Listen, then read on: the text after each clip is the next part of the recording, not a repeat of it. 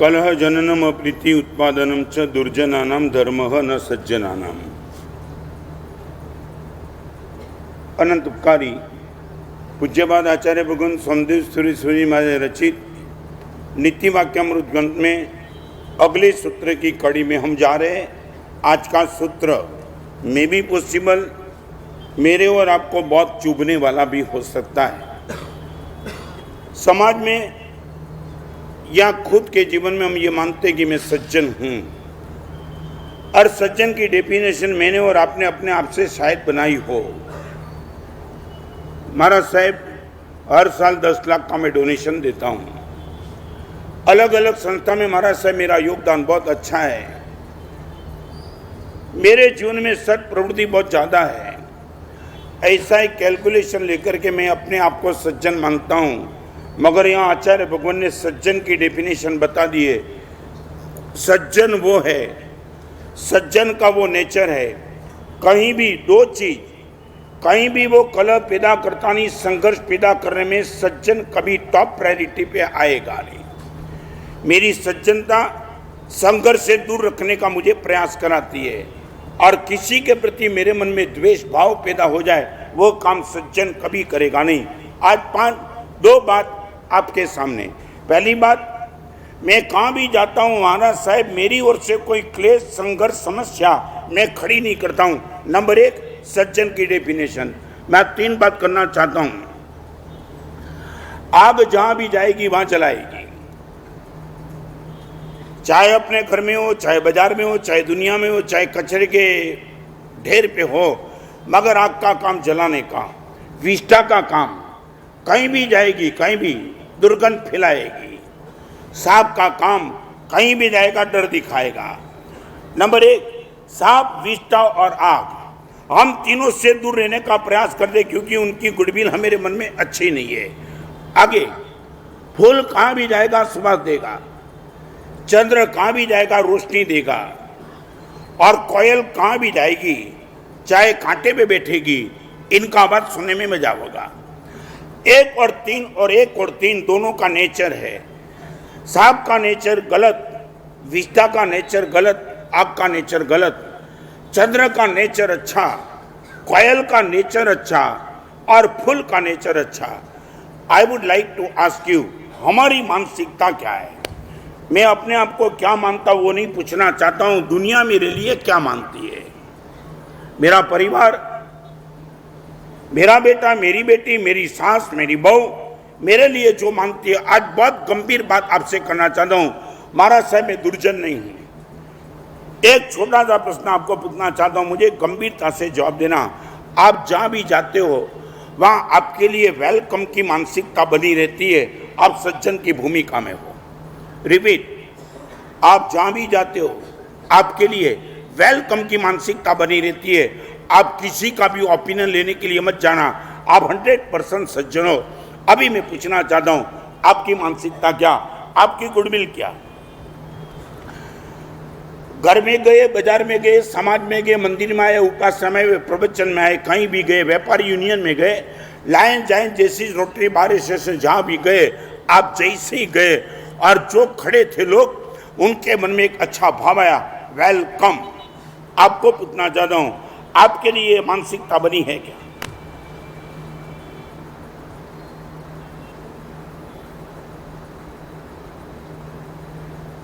जानना चाहता हूं।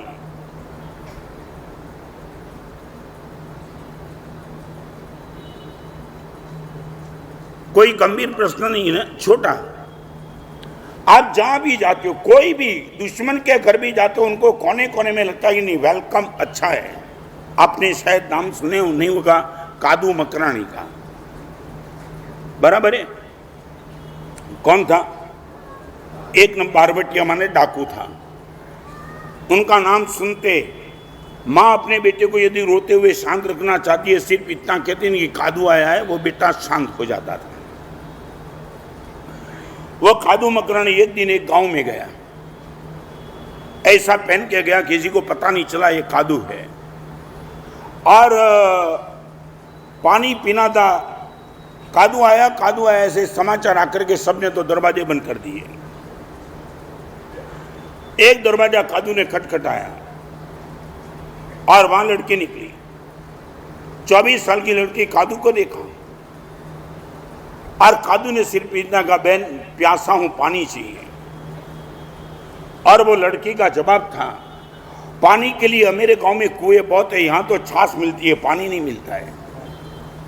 पानी के लिए गांव में कुएं बहुत है, आप कहीं भी पानी पीने के लिए जा सकते हो, मगर जैसे किसी के घर में तुमने दरवाजा खटखटाया, आपको मैं पानी नहीं दे सकती हूँ, आप चाहो तो मैं छाछ दे सकती हूँ। कादू हैरान। मेरी गुडविल को जानने के बाद ये लड़की की हिम्मत और ये लड़की का आदर भाव, और कादू ने एक प्रॉमिस दिया।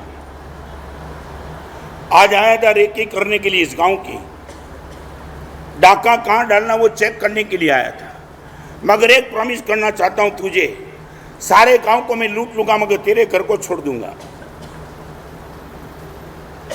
आपकी मर्जी। मगर एक बात मैं तुझे कहना चाहता हूं, हम जब भी डाका मारते तब रात को मारते, दिन में तो मारते नहीं। एक काम करना, तेरे घर का दीपक जला के रखना। मेरे आदमी आएंगे, मैं इनको बोलूंगा कि ये वो दीपक जला हुआ घर उनको छोड़ देना, करीबन रात को 11-12 बजे डाका मारेंगे। ओके। और कादू के आदमी आए, मगर हैरान तब जैसे ही गांव में प्रवेश किया, हर गांव के घर में दीपक जल रहा था। कादू के आदमी सोचने लगे कि बोस ने तो इतना ही कहा था कि जिस घर का दीपक जलता उसको छोड़ देना, या तो घर में दीपक जल रहा है तो करो तो क्या करे, और वापिस चले गए। और दूसरे दिन कादू आया उसी घर पे उसी लड़की के पास, और कादू ने सिर्फ इतना ही कहा कि बहन इतना ही बता दे कि मैंने तो तुझे कहा था तेरे घर के सामने दीपक जला देना ताकि छोड़ देंगे, मगर तूने पूरे गांव में हवा बना दी क्या? और ये तेरी साजिश होगी कि हर गांव के हर घर में दीपक जलाने का शुरू हो गया और मैं डाका नहीं डाल पाया। मैं पूछना चाहता हूं, चेहरे के मुस्कान के साथ ऐसी गद्दारी मेरे साथ क्यों की? और वो बहन कादू को सिर्फ इतनी कहती है, वो लड़की, आपको मैं इतना ही कहना चाहूंगा कि आपने जब पहली बार मेरे घर का दरवाजा खटखटाया, आपका संबोधन था कि बहन आपने मुझे बहन माना, आप अपने आप से मेरे भाई बन गए। तो मैं इतना ही पूछना चाहता हूं, मैं इतना ही आपको पूछना चाहती हूं, एक भाई अपने बहन के वहां डाका नहीं डालेगा कि अपने बहन के पूरे गांव को छोड़ देगा? बस इसलिए मैंने घर में दीपक की बात की थी। और कादी ने बोला, आज से जीवन भर तक इस गांव को डाका से मैं मुक्त कर देता हूं, क्योंकि ये मेरा वचन है। I would like to ask you, एक कादू मकरानी की भी प्रशंसा कोई कर सकते? आप सिर्फ मुझे इतना बताओ, जहां भी जाते हो आपके लिए वेलकम की मानसिकता आगे चलना चाहता हूं। राजेश भाई, जहां भी क्या करना पड़ेगा, इनकी बात मैं आपसे पूछना चाहता हूं। बराबर है? आपका नेचर या दुर्जन की डेफिनेशन बताते हैं, यही दुर्जन रहेगा जो जहां भी जाएगा वहां संघर्ष पैदा कर देगा। जहां भी जाएगा, मंदिर में जाएगा तो बोलेगा ट्रस्टी लोग व्यवस्था क्या कर दे, मुगट तो टेढ़ा है। अरे मंदिर है। तो आज 5 बात आपसे करना चाहता हूं, यदि आप अपने आप को बचाना चाहते हो, इतना काम करके देना। नंबर 1, जहां भी क्लेश हो ऐसा शब्द मुंह से निकालना नहीं। नंबर 1, जहां भी जाते हो वहां क्लेश हो जाए ऐसे शब्द का प्रयोग कभी मत करना। थोड़ा थोड़ा जबान पे कंट्रोल रखना, और बोलना भी पड़े तो बहुत कुछ तुम बोल सकते हो। शब्दकोश में डिक्शनरी में बहुत अक्षर पड़े हैं, आपकी चॉइस अच्छी होनी चाहिए। मैं पूछना चाहता हूं, गाली बोलते कि स्तुति बोलते हो, सब दोनों डिक्शनरी में ही है ना? डिक्शनरी बाहर का तो कोई शब्द नहीं ना। सच बोलो, गाली क्यों बनती है और स्तुति क्यों बनती है? शब्द की चॉइस में चूक जाते हो तब गाली बन जाती है, शब्द की चॉइस में विवेक हाजिर होता है तब स्तुति बन जाती है। आप इतना मुझे बताएंगे, महाराज साहब जहां भी जाएंगे वहां मुंह में से ऐसे शब्द कभी नहीं निकालेंगे जहां क्लेश पैदा हो सकता है। राइट? सच बोलो, आपकी यह ताकत। महाराज साहब परिवार में कोई अनबनी बन गई होगी, महाराज साहब मैं साइन में था, एक बहन मुझे मिलने के लिए आई, महाराज साहब मैंने घर की एक व्यवस्था बनाई, व्यवस्था देखने के बाद में उस सास को मैंने धन्यवाद दिया। महाराज साहब 3 लड़के की बहू। महाराज साहब एक व्यवस्था मैंने मेरे घर में ऐसी बनाई है कि चौके में जाने वाली बहू के मन में कोई भी निराशा का भाव, क्रोध का भाव, तिरस्कार का भाव हो, वो बहू उस दिन चौके में रसोई करने के लिए नहीं जाएगी।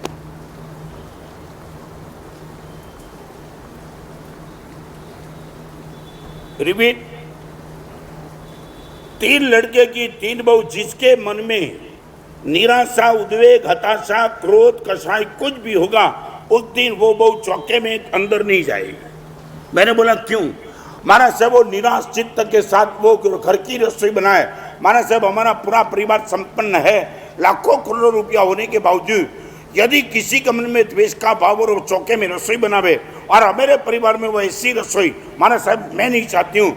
मैंने हर बहू को बोल दिया जाना ही नहीं, कोई चिंता मत करना। आपके मन में एक संयुक्त कुटुंब है और कुत्ते कुत्तों अनबनी बनी होगी, आपके मन में द्वेष हो, चौके में मत जाना। आपके घर में व्यवस्था कर सकते हो।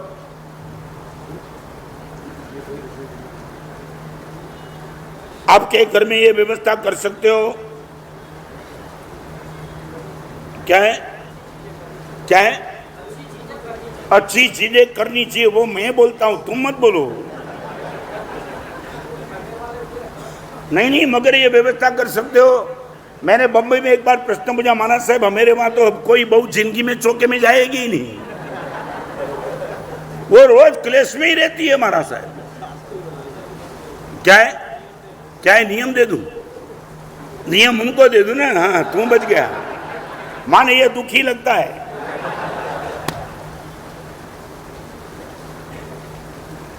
क्या एक व्यवस्था। और मैंने बोला मां कैसे चलता है आपका घर? माना साहब मजे से।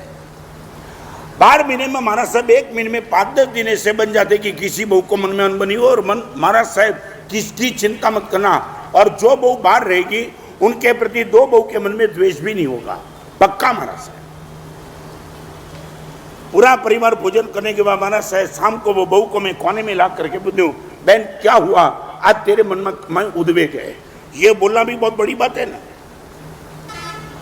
और महाराज साहब खुले दिल से बहू बोल सकती है, माँ आज जेठानी ने ये कहा, देरानी ने कहा, मेरे पति ने कहा, मेरे बेटे ने कहा, आज मेरा मन डिस्टर्ब हो गया इनके कारण से। ओके महाराज साहब उसी टाइम यदि देरानी हो तो देरानी, जेठानी हो तो जेठानी, इनका पति हो तो पति, उनके आमने सामने में कर देती हूँ और समाधान कर देती हूँ। बहू की मिसअंडरस्टैंडिंग हो तो उनको मैं कहती हूँ कि ये तेरी गलत फहमी है, ये नहीं था। और सचमुच यदि देरानी की गलती, उनको बोलती हूँ कि इस घर में ये नहीं चाहिए, कल से ये बात बननी चाहिए। और महाराज साहब 2 ही मिनट में कॉम्प्रोमाइज हो जाता है और घर सुचारू रूप से चलता है। शायद बोलो तुम ये प्रयोग कर सकते हो अपने घर में।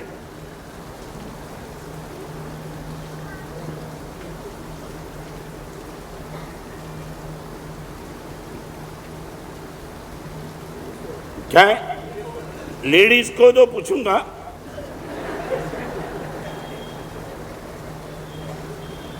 चलो ना, लेडीज की बात छोड़ो। तुम्हारे घर में यदि बेटा हो, बेटी हो, तुम्हारी खुद की पत्नी हो और इनके बीच में अनबनी होगी तो तुम खुद ये इनके लिए तैयार?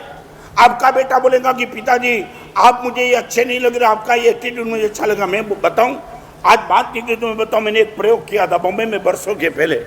हर बेटे को, बेटी को, पत्नी को, माँ को, सबको कहा था, आप आपके परिवार के वडील के लिए जो भी मांगते हो, आप घर में एक डिब्बा रखो। यहाँ रखें डिब्बा, ऐसा एक डिब्बा रखो और आपके पिताजी के लिए, आपके भाई के लिए आप जो भी मांगते हो उसमें लिख दो। जोखिम है ये प्रयोग करना। अब एक बाप ने हिम्मत कर दी, आपके वडील के लिए, आपके घर में जो लीडिंग करते हो उनके लिए आपके मन में जो भी है वो लिख दो। और एक बाप मेरे पास खुद के बेटे को लेके आया,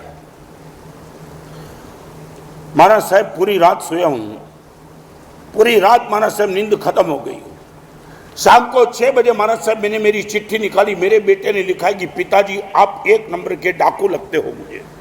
महाराज साहब मैं हैरान था। महाराज साहब जिस बेटे को संस्कार के लिए मैंने जो प्रयास किया, रो रहा था, बेटा सामने था और मैंने बेटे को गले लगाया। बेटा आज गुरुदेव ने जो प्रयोग किया वो प्रयोग में तू सफल हो गया, तेरे मन में जो भी मेरे लिए भाव था तूने लिख दिया। मगर मैं बिलीव नहीं कर सकता हूँ कि मेरे बेटे के मन में मेरी ये छवि होगी। मैं डाकू, भगवान की अष्ट प्रकारी पूजा करता हूँ, लाखों करोड़ों का डोनेशन देता हूं, बेटा तेरे फ्रेंड तेरी जो भी डिमांड मैंने हर चीज पूरी कर दी, और तेरे मन में मेरे लिए भाव आ गया कि पिताजी आप डाकू हो। आई कांट बिलीव कि हुआ क्या। और पिताजी ने मेरे सामने बेटे को बोला, बेटा आज गुरुदेव के सामने मैं जानना चाहता हूं मैं तुझे डाकू क्यों लगा। बेटे ने हाथ जोड़ के मुझे कहा, महाराज साहब लाखों जन्म के बाद ऐसे पिताजी मिलते, ऐसे पिताजी का मैं बेटा हूं महाराज साहब। ऐसे पिताजी को पाना महाराज साहब नेक्स्ट टू इम्पॉसिबल, ऐसा बाप में पाया हूं। मगर एक दिन महाराज साहब ऐसा बना कि पिताजी की छवि मेरे मन में से टोटली नीचे उतर गई। महाराज साहब सफेद सीकर की यात्रा पे गए थे, वहां मम्मी के लिए डोली करने की बात थी। डोली वाले ने महाराज साहब 2000 रुपया बताया, और पिताजी ने महाराज साहब बार्गेनिंग करके 800 रुपया, 800, 2000 का सीधा 800। जहां लाखों रुपया का डोनेशन करने का काम करने वाले पिताजी किसी के आंख के आंसू पोछने के लिए हमेशा के लिए तैयार हो पिताजी। महाराज साहब डोली वाला ने बहुत हाथ से करबद्ध प्रार्थना की, 800 में नहीं जमेगा, आप कम से कम 1200 रुपया दो, 800 में आना है तो आओ, नहीं तो नहीं तो नहीं। महाराज साहब मम्मी बोल रही थी कि आप दे दो, 1200 नहीं 2000 दे दो, 2200 दे दो, कहाँ फर्क पड़ता है, भगवान ऋषभ का दर्शन कराता है, पांचनाथ भगवान का। और महाराज साहब 800 रुपया से पिताजी अड़े नहीं, और कॉम्प्रोमाइज कुछ नहीं किया। डोली वाला मजबूर था महाराज साहब, 800 रुपया में माँ को उठा के ले गया। मगर वो यात्रा करके जब नीचे उतरे महाराज साहब मेरे मन में पिताजी की छवि खलास हो गई। लाखों करोड़ों का डोनेशन करने वाले पिताजी एक गरीब आदमी के साथ ये बार्गिंग करते, वो धर्मी कैसे होते। महाराज साहब मेरे मन में आज दीपक भाई बताऊं, मेरी आंखों के सामने बाप रो करके बेटे को चिपक के रोने लगा, बेटा यू आर राइट, सचमुच मैं तुझे कहना चाहता कि तू सच्चा है। वो टाइम मैंने बार्गिंग करके गरीब आदमी के दिल को छुपाया था। बेटा आज बाप गुरुदेव के सामने हाथ में पानी लेके प्रतिज्ञा करता है, जीवन भर के लिए किसी के साथ बार्गिंग नहीं करूंगा, मगर एक चाहता हूं बेटा तेरे हृदय में मेरी छवि अच्छी बना दे। बाप और बेटा चिपक कर रोने लगा, और बेटे ने बोला, पप्पा आज से एक आपकी गलती को लेकर के हजारों आपके अच्छे कार्य मेरे मन से निकल गए। अभी मैं चाहता हूं जिंदगी में ये सीख, मैं आपको पूछना चाहता हूं, आपने कभी परिवार का ओपिनियन आपके लिए लिया है क्या?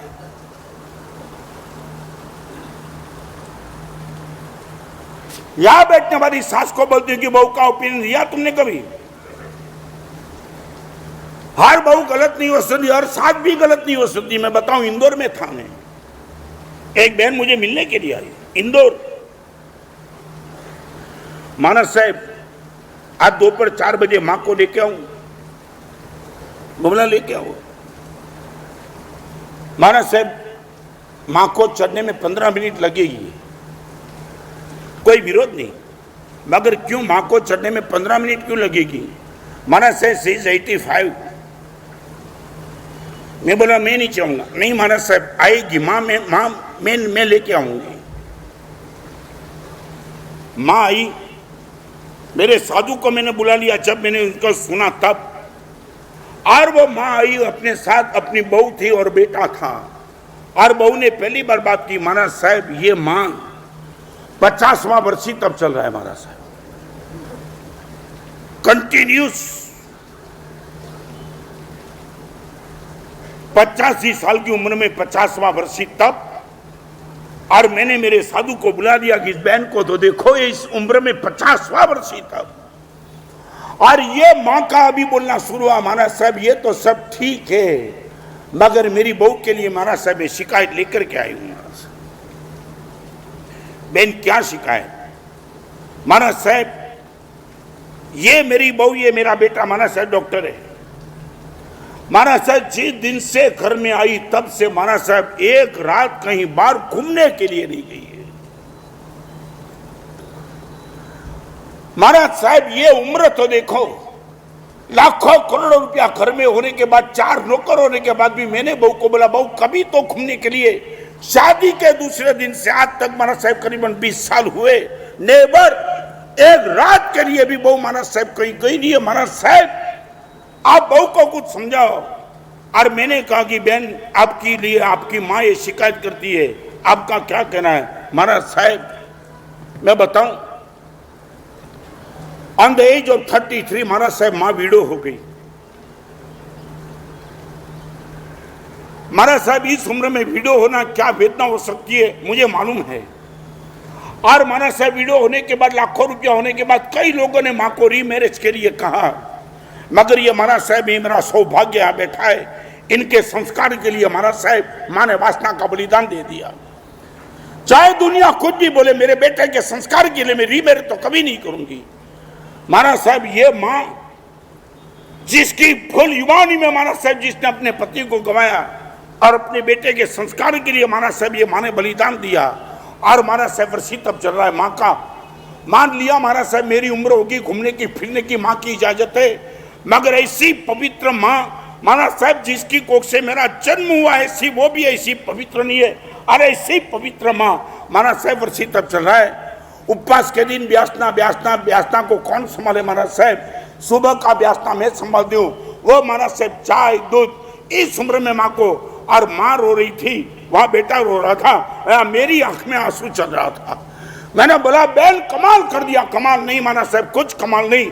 माँ रो रही थी, मैंने बेटे को कहा तू मेरी बहू के साथ, महाराज साहब सास और बहू के बीच में मैं कभी आता नहीं बीच में।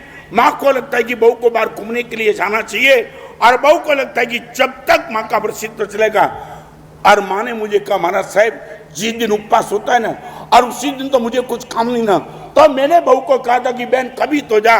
तो मैंने बहू को पूछा, माँ का ये लॉजिक है कि उपवास के दिन तुम घूमने के लिए जाओ तो दिक्कत क्या है? महाराज साहब उपवास के दिन माँ का स्वास्थ्य थोड़ा अच्छा नहीं रहता है, उनके पैर को दबाना होता है। महाराज साहब एक बात समझ लो, जीवन भर तक जब तक माँ का सांस चल रहा है तब तक एक रात के लिए भी बाहर घूमने के लिए मैं कभी नहीं जाऊंगी। महाराज ये सास और ये बहू,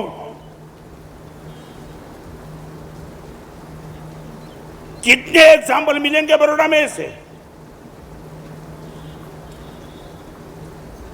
आप एक बार चेक करो खुद के लिए, ओपिनियन आपका परिवार के ले लो, दुनिया का छोड़ दो। पूछ लो आपके घर के बेटे को कि बाप के नाम से तेरे मन में मेरे लिए क्या ख्याल है? पूछा है आपने? करो प्रयोग, एक बार सच तो दिखाई पड़ेगा। डराना मत। मेरे लिए तेरे मन में जो भी हो क्लियर कर लिख देना, मैं डरूंगा नहीं। मैं अपने आप को बचाने का प्रयास भी नहीं करूंगा, मैं अपने जीवन को सुधारने का प्रयास करूंगा। नंबर 1, क्लेश हो ऐसा बोलो नहीं, सच बोलो। इसमें ये सबल, आप सबल, आप जहां भी जाते हो वहां ऐसा शब्द प्रयोग नहीं करते हो नहीं कि जहां क्लेश हो। मैं छोटा सा प्रश्न आपको पूछना चाहता हूं, आपका भोजन समारोह चलता हो शादी का, उसी टाइम बाहर से यदि कोई अननोन आदमी आकर के भोजन की थाली पे बैठ गया, आपकी मानसिकता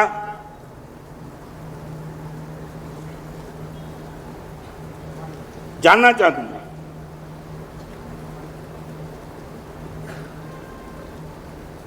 आपकी मानसिकता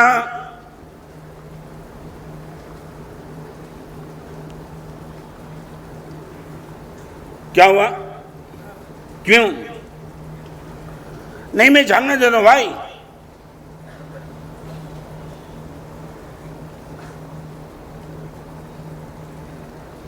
जानना चाहता हूं क्यों? शादी के प्रसंग में 200-500 लोग आकर के बैठ गए, उसमें 2-5 अननोन आदमी आकर के आपके थाली पे बैठ गए, उसमें आपकी मानसिकता क्या? आने दो, आने दो। और एक बात बताओ, हाथी के मुंह से थोड़ा गिर जाता है ना, कीड़ी का कुटुंब भोजन कर लेता है। हाथी को थोड़ा छोड़ना होता है, हाथी के मुंह से दाना निकल गया, चींटी का पूरा कुटुंब का स्वामी मत चलो जाएगा। और मैं मानता हूं तब तक ये बड़ौदा में मेरे सामने जो भी बैठे सब हाथी है।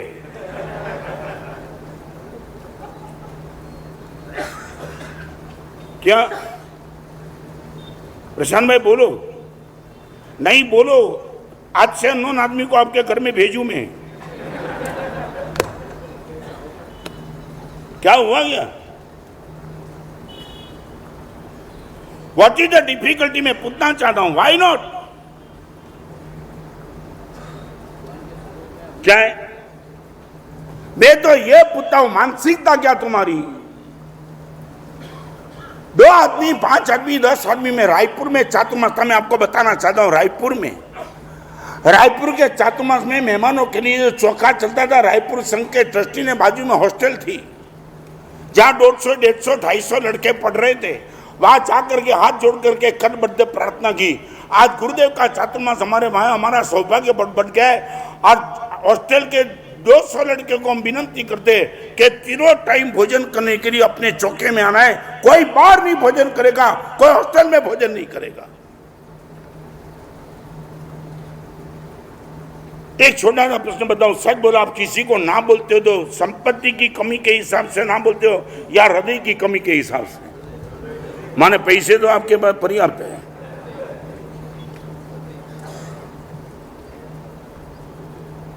क्या हुआ? सच बोलो, कब बड़ा बनाएंगे? नहीं, मन संकुचित तुमने बनाया, बड़ा कब बनाएंगे? मैं पूछना चाहता हूं। वैन क्या व्यवस्था? ओके, व्यवस्था क्या? व्यवस्था का अर्थ क्या? क्या है? क्या जोखम? तुम्हें मालूम नहीं है? जो पढ़े लिखे आदमी, जो पहचान वाले होते हैं, उनका जोखम कोई कम नहीं होता है। क्या जोखम? क्या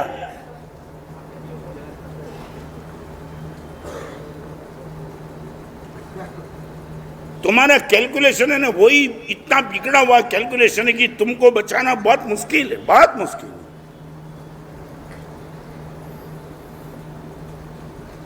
एनी आंसर? मैं पहले से बोलता हूं, 10 आदमी का ही भोजन क्यों बनाते हो? बनाओ 15 लोगों का। और बहनों को पूछो, अभी उनको सच बोलो, शाम के समय में सबने भोजन करके 5 रोटी बची, खाखरा बनाएंगे, गरीब को दे देंगे। अभी इनको मैं रिमांड पे लेता हूं। हाँ देखो, खुश, सब खुश। 5 रोटी बचती है तो खाखरा। शायद बोलो, शाम को दूध बच गया तो किसी को पिलाएंगे, साबुन डाल के दही बनाएंगे। दही माने बचा हुआ दूध, इनका दही बनाओ, बची हुई रोटी इनका खाखरा बनाओ। और आगे कपड़े आपके पुराने हो गए, किसको दे देंगे कि बर्तन लेंगे? या ओके, चलो, एक में तो प्लस पॉइंट आया। और बहनों को मुझे सब्जी लेने के लिए जाती तो ऊपर से मिर्ची मुफ्त में लेती है। हाँ, એટલે ખબર નથી પડતી આ મરચામાં કેમ જીવ અટવાઈ ગયો તમારો?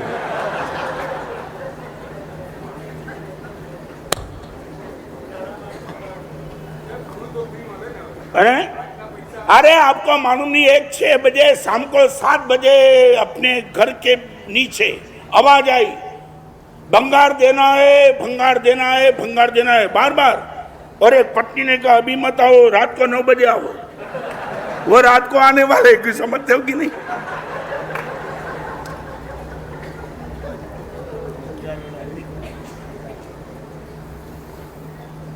आगे क्लेश हो ऐसा बोलो नहीं।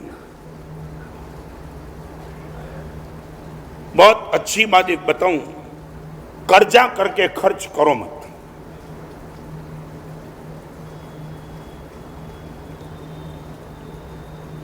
आज एक छोटी सी बात आप सबको मैं कहना चाहता हूं हृदय से, कोई भी लग्जरियस आइटम उनको लेने के लिए आप लोन और क्रेडिट कार्ड से लग्जरियस आइटम नहीं लेंगे, इतना पक्का कर दो। रिक्वायरमेंट की बात मैं नहीं करना चाहता हूं, मगर आपको 6 फिगर की कोई गाड़ी लेनी और कर्जा से, लोन से मिलती है, प्लीज रुक जाओ।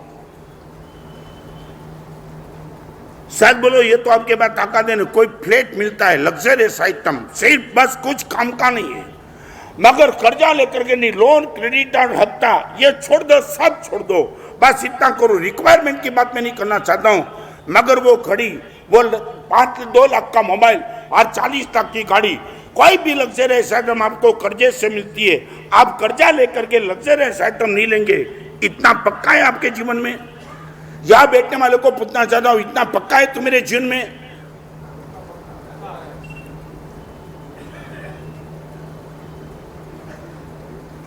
क्या हुआ जीवन में? क्या है? 0% इंटरेस्ट थी। मैं आपको इतना कि जो भी लोन दे रहा हूं उनको बोलो कि तू पूरा का पूरा माफ कर दे, मैं तो ऐसे भी भिखारी हूं, बस इतना बोल दो। सर 0% से लोन देने वाला क्या आप पर उपकार करने के लिए बैठा है वो? क्या है? अरे तुम सब बिल्कुल समझदार हो, तुम छोड़ो यार 0% इंटरेस्ट। तुम्हें ये मालूम नहीं है? मैं वापी में विहार करके गया था, वापी में मैंने बोर्ड देखा, बैनर 99 रुपया में स्कूटर। मैं कीधु आटली बधी सोंघवारी थी गई।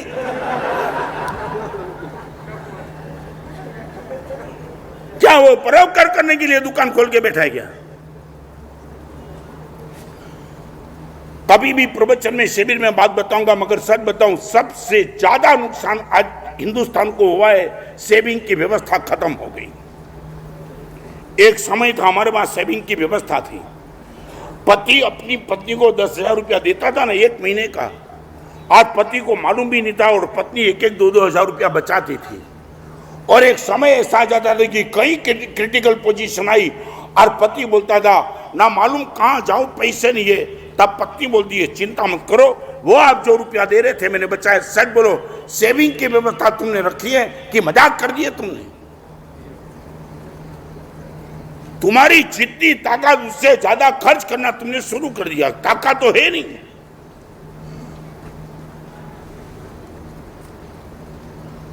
नंबर 2, आपका खर्च ऐसा ही करो कर्जा लेना ना पड़े। क्लेश हो ऐसा बोलो नहीं, कर्जा करना पड़े ऐसा खर्च कभी भी मत करो। रुक जाओ वहां से।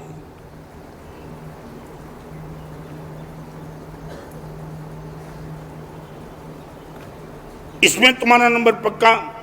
आपके जीवन का कोई भी खर्च कर्जा करके करते हो ऐसे नहीं है, पक्का।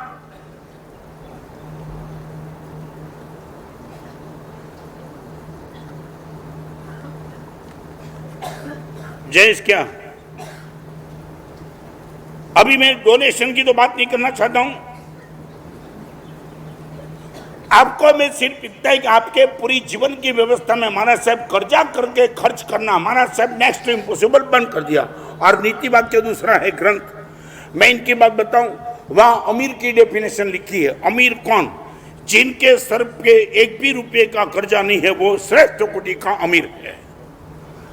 करोड़ों रुपया जिनके पास है वो अमीर नहीं, मगर जिनके सर पे 1 भी रुपये का कर्जा नहीं वो अमीर है। इस सभा में बैठने वाले को पूछना चाहता हूं, बिना कर्जे वाले लोग यहां कितने?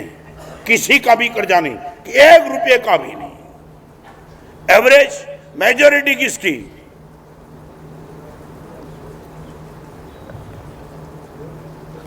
क्या है? नहीं मुझे बताओ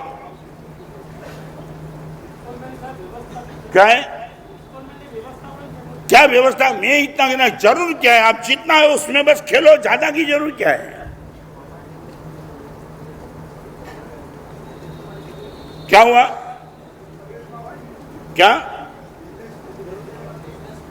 बिजनेस में क्यों? मगर साहब बोलो, बिजनेस में कर्जा लेकर के बिजनेस करने की जरूरत क्या है? और एक बात बताऊं, नीति वाक्य की बात बताऊं, ब्याज चुकाने के लिए जिसको पैसा ब्याज से लेना पड़े उनकी दोस्ती कभी मत करना। तुम समझे? ब्याज चुकाने के लिए जिसको पैसा ब्याज से लेना पड़ता है वो चक्कर में जाएगा कहां? सुसाइड कर देगा वो।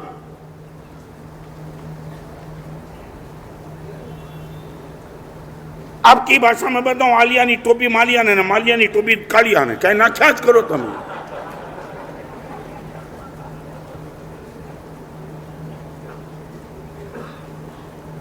नंबर 2, क्लेश हो ऐसा बोलो नहीं। मैं बहनों को भी कहना चाहता हूं, आपके पति को बोल दो, कर्जा मेरी कोई भी डिमांड के बजाय आपको कर्जा करना पड़े ऐसी मेरी डिमांड को पुष्ट मत करना और पूरी भी मत करना। I am ready. या बहनों को मैं बोलता हूं, पति को मालूम नहीं और यहां डिमांड आती रहती है। और आपको मैं बताऊं एडवर्टाइज वाला ने क्या किया है, दो चीज को फोकस करके अटैक किया है। आप पूरी टीवी में जितनी भी एडवर्टाइज आती है उसमें दो दो दो चीज को फोकस किया है, एक छोटे बच्चे को और एक लेडीज को। छोटे बच्चे बस वो डिमांड ही करते मुझे इतना चाहिए। और एक बात बताऊं, टीवी लाना आपके लिए सरल है, मगर टीवी में एड जो आती है ना वो सब कुछ घर में लाना पानी उतर जाएगा। फिर से रिपीट करूं, टीवी लाना बहुत सरल काम है, टीवी में जो कुछ भी आ रहा है एड, और वो सब एड को पुस्तक करना आपके लिए करीबन करीबन नेक्स्ट टू इम्पॉसिबल। और ये एड वाले ने दो व्यक्ति को फोकस किया, एक तो बच्चे को और बहनों को इसलिए कि इमोशनल है, और दोनों को सिर्फ मांगना ये लेना देना तो कुछ नहीं।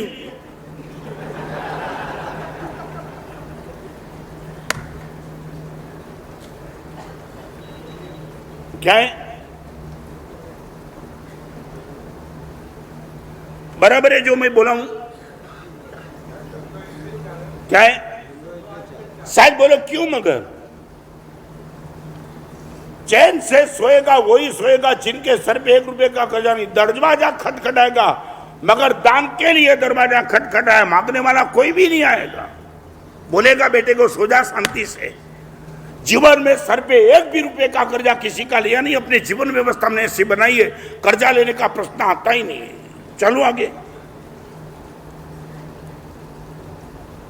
मुझे मालूम नहीं ये चीज तो मेरे दिमाग में बैठी, बाहर निकल के बोलेंगे माना साहब ठीक है साधु बन गए। हाँ तुम्हारी तो कमेंट जबरदस्त आती है, और कई लोग तो मुझे सब्जेक्ट देके जाते माना साहब थोड़ा ऐसा बोलते रहो। ओ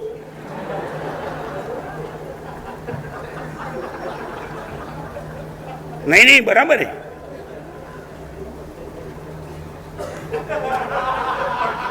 क्या हुआ? नहीं, वो हर लोग पंकज भाई है यहाँ। और बताओ तुम, और एक बार बताओ, तुम वही सब्जेक्ट मुझे सजेस्ट करेंगे जो सब्जेक्ट तुम्हें अटैक नहीं करता होगा। तुम कभी बोले महाराज साहब लोग इतना सता रहा है, इतना सता है, लाखों रुपए की प्राप्ति होने के बाद भी महाराज साहब सुबह शाम रात घूमते रहता हूँ, महाराज साहब मेरे लोग पे अटैक हो जाए, ऐसा प्रवचन करो मेरा लोग टूट जाए। आज तक कोई भी आदमी नहीं आया। समाज में ऐसा है, संघ में ऐसा है, महाराज साहब उन पर थोड़ा फोकस करो, अपने को बचा लेने का प्रयास। और एक बात बताना चाहता हूँ, ये प्रवचन उनके लिए ही काम करेगा जिनको लगेगा पूरा प्रवचन मेरे पर था, उनके लिए प्रवचन काम लगेगा। दूसरे पर प्रवचन था वो ऐसा सुनेगा, उनके लिए प्रवचन कोई काम का नहीं रहेगा। आपको ये लगना चाहिए प्रवचन सुनने के बाद गुरुदेव लगा आप आपने मेरा ही पूरा लैब का रिपोर्ट निकाल दिया महाराज साहब, हर प्रवचन का कोटेशन मेरे पे ही आता ना गुरुदेव, अच्छा हुआ मैं धन्य हो गया। आज तक मुझे किसी ने ऐसा नहीं सुना, मगर प्रवचन के माध्यम से गुरुदेव पहली बार पता चला वो I am and where I am. शायद बोलो तुम्हें कभी लगा ये प्रवचन मेरे पे ही आ रहा है?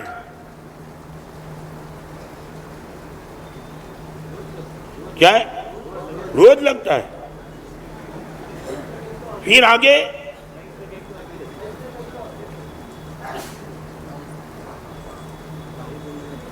एक मेंटल हॉस्पिटल में डॉक्टर नया आया ना,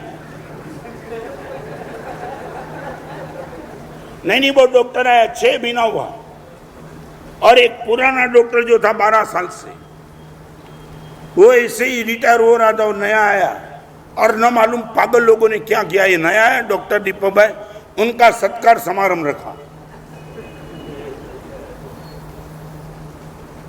अभी उनका सत्कार समारोह कोई विरोध नहीं था, मगर जो सीनियर था ना उनको लगा मैं 12 साल तक इन लोगों का ट्रीट किया और मेरा उन लोगों ने कभी सम्मान नहीं किया, और 6 महीने में बस इनका सम्मान, इतना बड़ा माहौल और मेंटल हॉस्पिटल सब पागल इकट्ठे हो गए।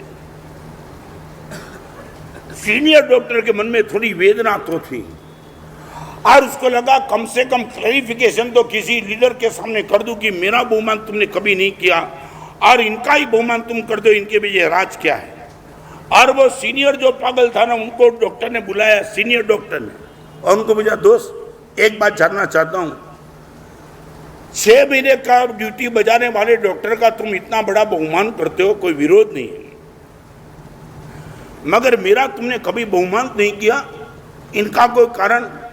और वो जो डॉक्टर था ना, वो सीनियर पागल था ना, उसने डॉक्टर साहब एक बात बताऊं, आपका बेमान हमने कभी किया, और भी आप 12 साल रहते आपका बेमान हम करते नहीं, ये 6 महीने में आया, इनका बेमान हमने इसलिए किया, वो हमारे जैसा लगता है, आप कभी हमारे जैसे लगे ही नहीं।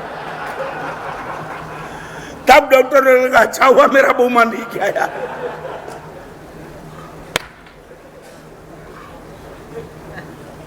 मेरा बहुमान मत करना।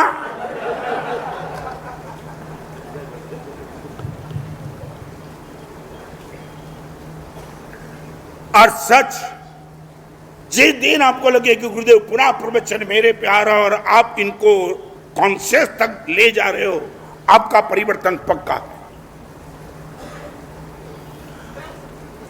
नंबर 1, क्लेश हो ऐसा बोलो नहीं, कर्जा हो ऐसा खर्च करो नहीं। नंबर 3, रोग हो जाए ऐसा कुछ खाओ नहीं। सामने से किसी रोग को आमंत्रण मिल जाए ऐसा भोजन जीवन में कभी पेट में डालो नहीं। चाहे वो गुटखा हो, चाहे वो सिगरेट हो, चाहे वो वाइन हो, चाहे कुछ भी हो, आप एक बार खाने के पहले चेक करो इनके कोई डिसीज तो नहीं होगी ना। आप Coca Cola, Thums Up, Pepsi जो भी मुंह में डालते हो, कभी साइंटिस्ट को तो पूछो कि इसमें क्या क्या। मैं पूछना चाहता हूं, खाने के पहले मुझे मत पूछो तो किसी साइंटिस्ट को, डॉक्टर को तुमने पूछा है ये खाने से रोग तो नहीं होता है? जानना चाहता हूं। प्रशांत भाई पूछते हो, आपके पेट में जो भी डालते हो वो मुझे मत पूछो, भगवान महावीर को मत पूछो कि ये पक्ष है कि अपक्ष है। वो बात तो अभी मैं नहीं करना चाहता हूं, कभी वो भी तो करूंगा। मगर जिसको मुंह में डालने से रोगों को आमंत्रण मिलता है, महाराज साहब ऐसा कोई भी द्रव्य पेट में 100% नहीं जाता है, पक्का। और एक छोटा सा प्रश्न पूछना चाहता हूं, मंदी है कि महंगाई है? नहीं, आज माहौल कैसा है, मंदी का कि महंगाई का? हाँ, दोनों का। माने बड़ौदा की हर होटल खाली जाती है।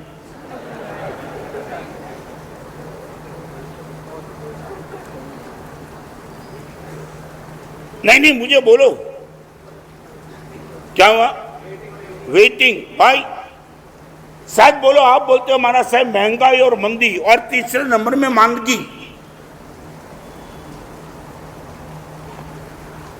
आप यदि बोलते हो महाराज साहब मेहंदी महंगाई बहुत है, तो मैं आपको पूछना चाहता हूं, भाई होटल ये खाली नहीं वेटिंग में क्यों जाती है? मैं पूछना चाहता हूं। और मंदी और महंगाई में आपने खर्च में यदि कोई कटौती की है तो कहां की है, मुझे बताओ। घर से टीवी निकाल दिया, माने मोबाइल बंद, स्विच ऑफ, बिल कम। नहीं, आप मुझे बताओ मंदी की असर आपको कहां आई? मैं तो समझ नहीं पाता हूं, मुझे बताओ।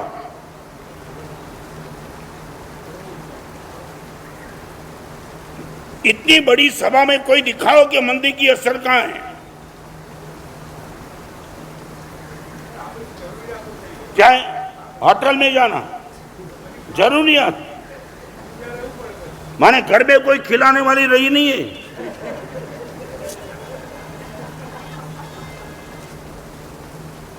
पति रात को मोड़ा, पत्नी को बोला भोजन, आधा घंटा बैठो, और जैसे ही पति ने आधा घंटा सुना तो पति ने इतना कहा ऑफिस का थोड़ा काम बचा है, मैं आधा घंटे में कर लेता हूं, मगर आधा घंटे में भोजन हो जाएगा तो कि नहीं, मैं कपड़ा बदल के आपके साथ आती हूं।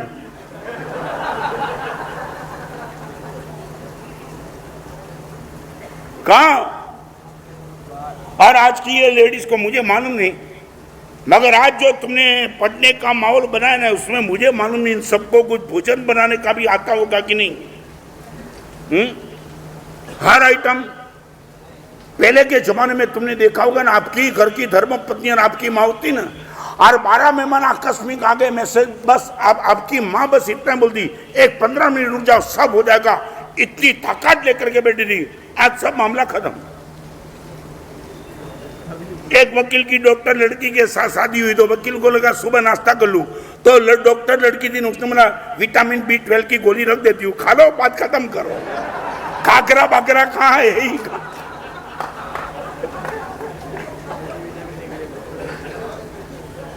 खाकरा है ही कहाँ, और खाकरा बनाना आता भी कहाँ है?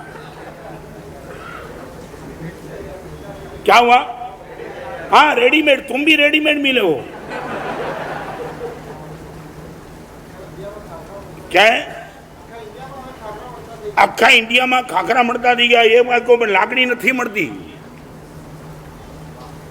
हाँ मशीन खाकरा दे देंगी, मगर आपको मालूम नहीं, कभी शिविर में बताऊंगा, हमारे एक बार व्यवस्था थी, मातृमुखेन भोजनम मातृहस्तेन भोजनम मातृमुखेन शिक्षणम, शिक्षा की और भोजन की व्यवस्था दी। माँ के मुंह से शिक्षा मिलनी चाहिए और माँ के हाथ से भोजन मिलना चाहिए। गया है वो काम से। माँ बची कहाँ है भोजन देने के लिए? अरे बेटे को जन्म देने के लिए माँ तैयार है, मगर बेटे को स्तनपान कराने के लिए तैयार नहीं। बोतल का दूध पी लेती है माँ।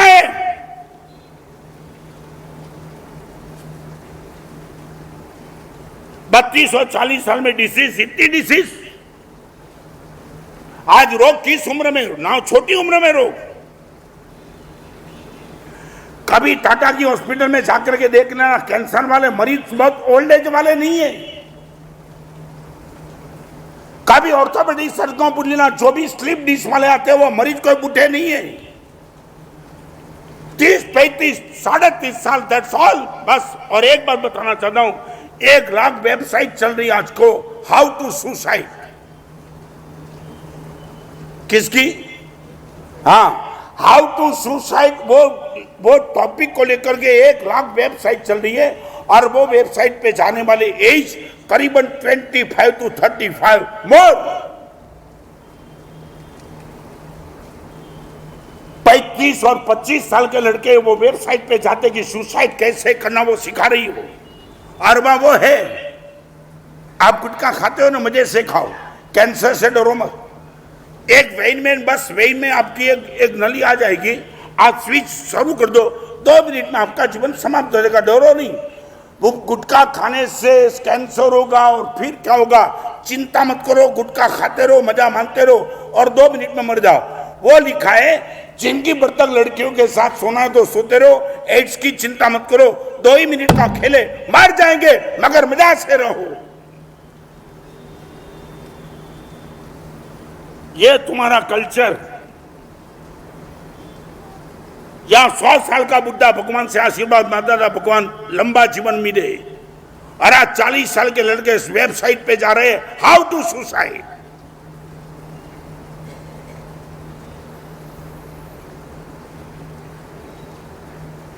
पूरे हिंदुस्तान को सुधारने की बात नहीं, मैं आपको भी नहीं बचा सकता हूं। आप सबके सामने बोलता हूं, ना मालूम कौन अपने को इंप्लीमेंट करेगा, मुझे मालूम नहीं है। नंबर 1, क्लेश हो ऐसा बोलो नहीं।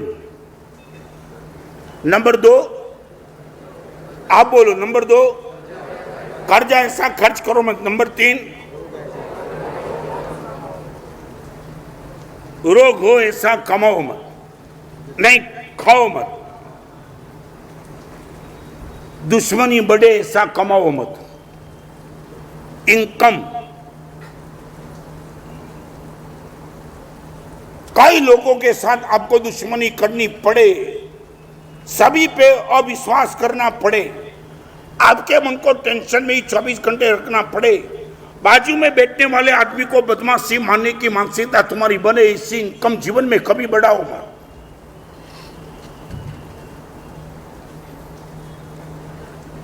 शायद बोलो आपकी मानसिकता क्या?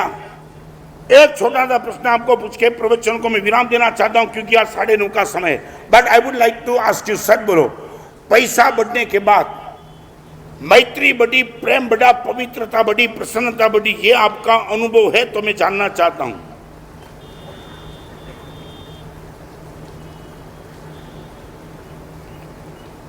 पैसा बढ़ने के बाद, यहां इतने लोग बैठे, पैसा बढ़ने के बाद प्रेम, पवित्रता, प्रसन्नता सब बढ़ते चलते हैं। इतना कोई बोलने की ताकत है तो मैं इनका दर्शन करना चाहता हूं।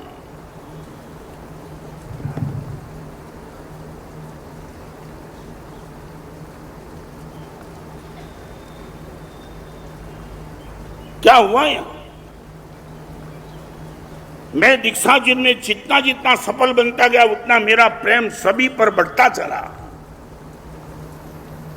लाखों लोगों की सभा में प्रवचन करने के बाद छोटे से छोटे आदमी पर भी मेरा प्यार बढ़ता चला, कम होने का नाम ही नहीं लेता है। I would like to ask you, यहां बैठने वाली बहनों को मैं पूछना चाहता हूं, तुम्हारी मानसिकता क्या है?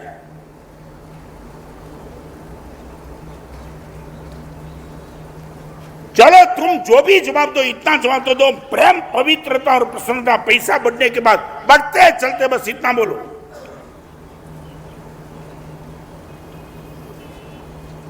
राजेश भाई हम सर हृदय से, महाराज साहब सारी दुनिया पर मेरा प्रेम बढ़ते चलता है, पैसा बढ़ने के बाद बोलो तुम।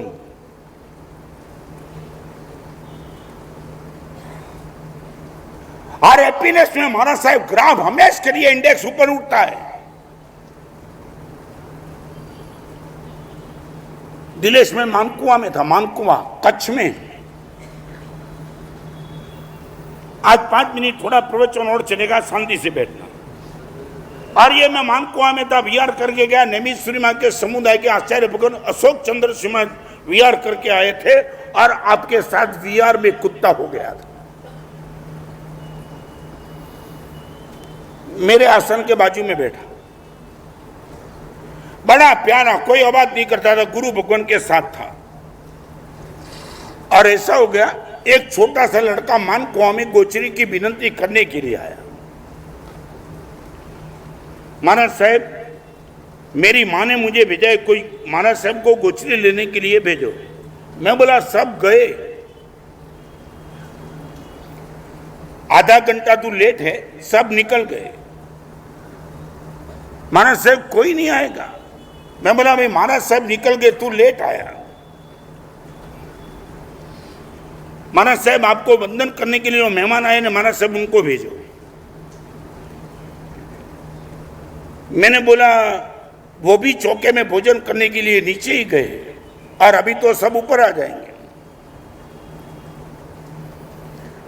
महाराज साहब आपके पिताजी की डोली, मेरे पिताजी गुरु महाराज की डोली उठाने वाले आदमी थे, उसने देखा होगा, महाराज साहब उनको भेजो। मैं बोला वो भी तो गए। इनकी आंखों के कोने में आंसू के 2 बूंद लग गए, महाराज साहब कोई नहीं आएगा। महाराज साहब भी नहीं, मेहमान भी नहीं और डोली वाला भी नहीं, महाराज साहब कोई नहीं। और मैंने कहा ये भी हमारा मेहमान है। किसको? कुत्ते को। महाराज साहब मैं इनको ले जा सकता हूं? हाँ। मैं बोला जरूर। छोटा सा लड़का, और कुत्ते के पास जाकर के बोला कि गुरुदेव ने कहा चल मेरे साथ, अभी वो थोड़ा आएगा। मैं बोला वो ऐसा मेहमान है कि नहीं आएगा, तुझे यहां लाना पड़ेगा। खैर आधा घंटे में हमारा सब लेके आता हूं। लेके आया, जैन में करीबन 12 पेंडा और कुत्ते के सामने रख दिया। मानकुआ छोटा सा गांव है, कोई भूज नहीं, अंजार नहीं है, मांडवी नहीं है, मानकुआ बहुत छोटा सा गांव। लड़का इतना प्यार से वो कुत्ते को खिला रहा था और कुत्ता भी मजे से खा रहा था, कुत्ते के सर पे वो हाथ फिरा रहा था। मैंने देख के मुझे लगा कि क्या एक वैभव लेकर के बैठा इस गांव के लड़का। मगर मेरे मन में नहीं रहा तो मैंने पूछा कि बेटा एक प्रश्न का जवाब मुझे चाहिए। माँ को तूने बोला था ना कि कुत्ते के लिए कुछ ले जाना है?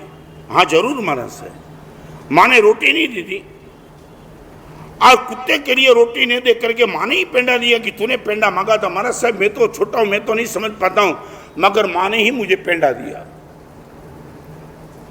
मैंने बोला अच्छा, मगर माँ ने जब पेंडा दिया तो माँ को तूने बोला नहीं कि माँ मम्मी मैं कुत्ते के लिए जा रहा हूं और कुत्ते को हम इसके लिए हम अपनी शेरी में भी देते, कुत्ता तो रोटी खाता है और कुत्ते के लिए पेंडे क्यों?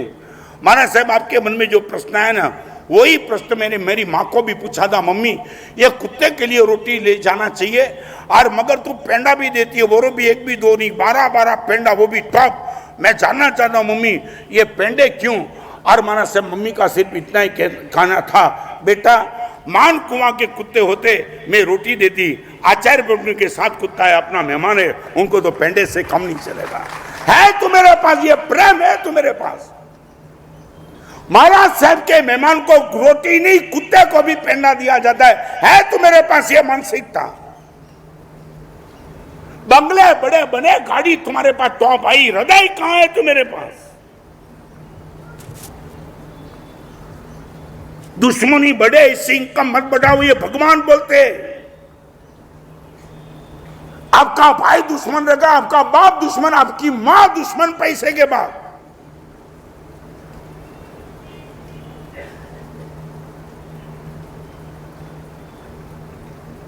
ये भगवान की बात में आपसे इतना तुम बोले ना, मर के बच्चे जो खड़े होके बोलो। और मैं बहनों को पूछना चाहता हूं, आप जिस घर में थे उस घर में से टॉप घर में आने के बाद आपका प्रेम, पवित्रता, प्रसन्नता बढ़ती है कि कम होती है? 2-2, 4-4, 40-40, 50-50 साड़ी लेकर के तुम बैठी हो, प्रेम बढ़ा कि कम हो गया? बोला आपकी घर वाली नौकरानी को कि ले जा 2-2 साड़ी, तू भी ले जा, बहुत साड़ी पड़ी है कमाट में।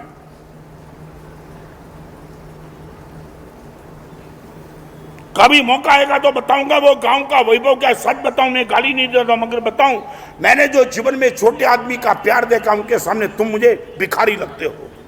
तुम अमीर हो गए पैसे के, मैं प्रेम के अमीर को देखना चाहता हूं।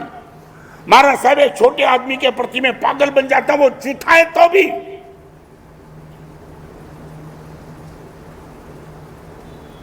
क्लेश हो ऐसा बोलो नहीं, कर्जा करके खर्च मत करो, रोग आ जाए ऐसा कुछ भोजन मत करो, दुश्मनी बढ़े ऐसा पैसा मत बढ़ाओ। Don't go in that side income. 10 lakh 10 crore बन जाएगा, मगर दुश्मनी किसके साथ? सभी के साथ। और 5वें नंबर की बात, चिंता बढ़े ऐसी लाइफस्टाइल बनाओ मत। टेंशन बढ़े, चिंता बढ़े, ऐसी लाइफस्टाइल से अपने आप को मुक्त रखते चलो। गुरुदेव इसी को ही जीवन की व्यवस्था। माना साहब, टेंशन का कोई काम नहीं, एवरीथिंग गुड गोइंग। माना साहब, कुछ नहीं। आप ये 5 में स्पष्ट हो जाओ, मैं गारंटी के साथ कहूंगा, जो जीवन तुम्हारा बनेगा ना, आप बोलेंगे गुरुदेव धर्मी बना के नहीं, मुझे मालूम नहीं है, मगर गुरुदेव सज्जन तो निश्चित तौर से बन चुका हूं। कई लोग मुझे पूछते, प्रवचन के माध्यम से महाराज साहब आप हमसे क्या चाहते हो? और मैं एक ही कोटेशन बनाना चाहता हूं, each man can not be a great man, but every man can be a gentleman. हर आदमी ग्रेट मैन नहीं बन सकता है, मगर हर आदमी जेंटलमैन तो कम से कम बन ही सकता है। और आज मैंने जो आपको बात बताई, ये शब्द को लेकर के, सज्जन आदमी कभी कलह पैदा नहीं करता है। ये बात आपकी सज्जनता को चैलेंज है। आप बहू के साथ संघर्ष करके आपकी सज्जनता को कलंकित नहीं करेंगे। यहां बैठी हुई सास को मैं कहना चाहता हूं, बहू के साथ कलंक करके आपकी सज्जनता को डिस्टर्ब मत करना। आप बोलना कि तेरे लिए मैं निश्चित तौर से मां हूं।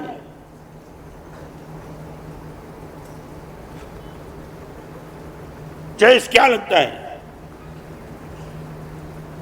ये जो बात आपके दिमाग में लॉजिकली बैठी, मैं पूछना चाहता हूं, लॉजिकली बैठी, श्रद्धा से नहीं, लॉजिकली बैठी? हिम्मत भाई, क्या शायद बोलो 5 में से इंप्लीमेंट करने का तुम्हारा प्रयास? What is the too much easy? 5 में से सबसे ज्यादा इजी आपको क्या लगता है? क्लेश हो ऐसा बोलो नहीं, रोग हो ऐसा पेट में कुछ डालो नहीं, दुश्मनी बढ़े सिंह कम बढ़ाओ नहीं, चिंता हो जाए ऐसा जीवन मत बनाओ। और 5वें नंबर की बात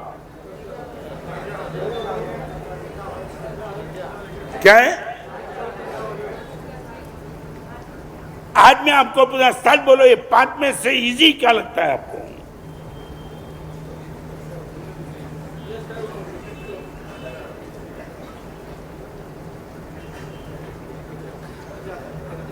क्या है? कर्जा वाला इजी? आज एक दिन का नियम नहीं, जिंदगी भर का दे दूं? नहीं, कर्जा वाला तो जिंदगी भर का ही देना पड़ेगा। आप इतना बोलो, माना से कर्जा करके कोई खर्च नहीं करूंगा, इतना ही। कई लोग तो मालूम नहीं क्या क्या करते हैं, आज नहीं बताऊंगा। कई एग्जाम्पल मैंने शिविर के लिए सीक्रेट रखे। क्या है? शिविर में 35 से ऊपर वाले हैं।